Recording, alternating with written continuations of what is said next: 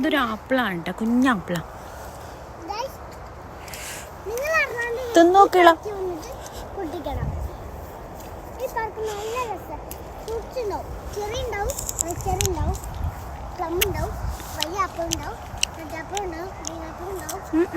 നല്ല ദിവസമുണ്ട്.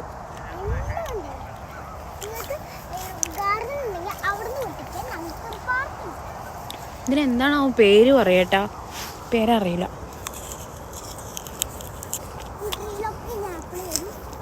കുരു കണ്ടാ, നമ്മളെ ആപ്പിളിൻ്റെ കുരു പോലെ തന്നെ. എനിക്കിഷ്ടമായ കണ്ടോ.